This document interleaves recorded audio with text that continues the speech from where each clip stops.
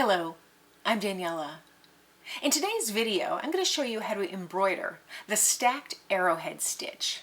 Now this is a very simple stitch. It's beautiful for lines or curves, and it really directs the eye by following those arrows. It's a very interesting stitch. I think it has a lot of places in embroidery that it's really useful, particularly little areas that you want to really add some dimension and texture to. This little arrowhead stitch couldn't be simpler to make, so let me show you how I do it. So this is the arrowhead stack stitch. It's a very interesting stitch here in red. It goes completely up and down. Now it's a very easy stitch to do, but there are certain little techniques to it. It's based on the arrow stitch. Now let me show you the arrow stitch. I have a line here, and this is going to be the line that my pieces meet to. And then I have a lightly traced line above it. So the arrow stitch is simply coming up at the top line and then at an angle coming in at the bottom line and then coming up at the top line again, equidistant away, and going back into that line. So it's essentially making a V. And to use these for the arrowhead stitch, you just continue to make them with a series of V's.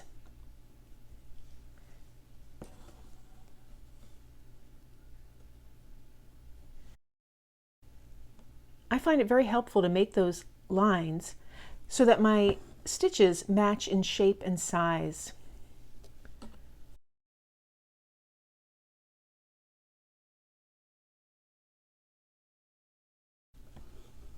So that's the arrow stitch. It can be made in any size, any formation, and any angle. These are just set stitches here. The arrowhead stack stitch is slightly different, and I like to turn the piece on its side to do this. Now instead of having 2 lines, I like to have 3 lines to make the stack stitch. So to make the stack stitch, I come up on the left-hand side on one of those lines, and then I'll, just like we did with the first one, I'll go right to the center here and create my first angle. And then I'll come out across just equally distant, which is on that line that I traced, and I'll come down here and make that V, that arrowhead.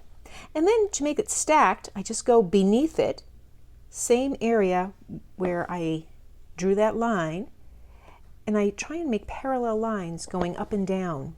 Now this is a beautiful stitch that can be used in any size, any length, but using them in quantity creates a very interesting effect. The stacked nature of it draws your eye. It's almost like it's running arrows pointing like a sign, like entrance this way or something to that effect. And you can continue making them as long as you want. And you can even round out the shape. It doesn't have to be done on a line, but it gives a very interesting effect. I'll do one more here. And this is the Stacked Arrowhead Stitch. I like it because it draws the eye and it looks great on curves and straight lines alike. The key is just to make all your stitches the same length and angle. So when you turn it around, you have the arrow stitch and the stacked arrowhead. Today we're going to use that in our work. So this is the embroidery floss, the colors that I chose to use here. I think I'm going to do this thread over here, meeting in the center here of this line where this blue fabric intersects with the white. So I want to create 2 lines. I have this line down the center, that's my center line, and I'll just do it offset that. And then I want to create another line here on this side. And then I'm going to use that stitch line here, the line of stitches that I made, as my 3rd line. I auditioned all the colors, and I really liked the way the green looked.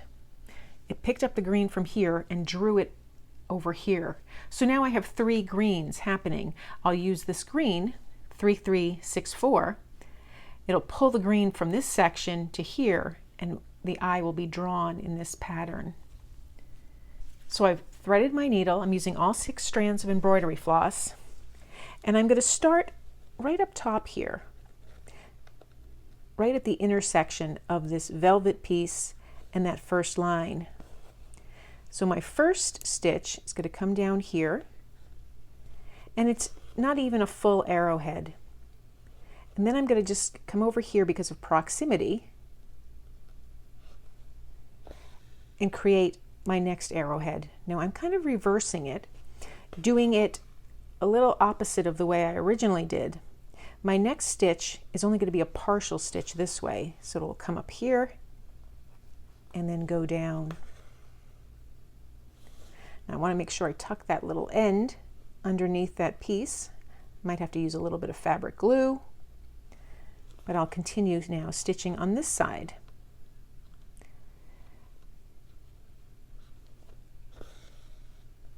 And my middle of the arrowhead goes there, and I'll come up on this side.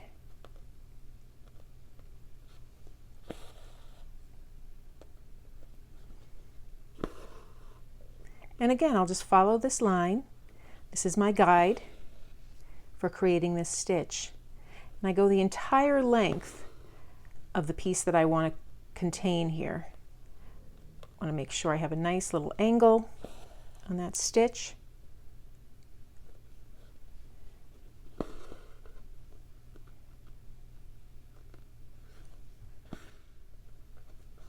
then when I get near the end, I'll just taper off my stitches.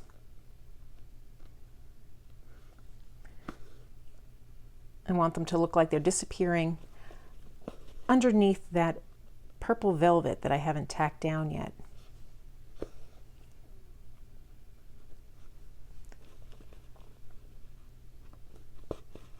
So I'll do another stitch over here, and I'll work my way almost underneath that velvet here, but because it wasn't stitched down, it's not a problem.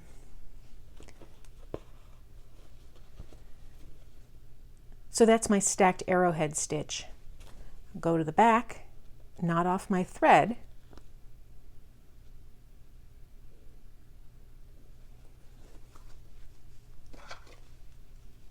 and snip it here. So you can see the back of my piece. I have my first major stitch, all the stitches holding the fabric pieces in place, as well as the stitches holding the trim. And this is what my piece looks like from the front. At the end, I'll take a hot iron and remove that ink from that Frixian pen. Now, just to give you an idea, this is the block that I'm making on my members only channel. I have my stacked arrowhead stitch here. I have my trim put down, some embellishments, and then that stitch. So each block will look different depending on the fabrics you use, the colors you choose, and where you choose to put the stitches. It's a very interesting effect. So that's how I embroider the stacked arrowhead stitch. I really like that stitch, especially for combining pieces of fabric, different layers together. I also like how it draws the eye across the piece. I hope you enjoyed seeing how I used it in my quilt block, and it gives you ideas on how you can use it in yours. If you enjoyed this video, please give it a thumbs up and be sure to subscribe. And thank you for joining me today.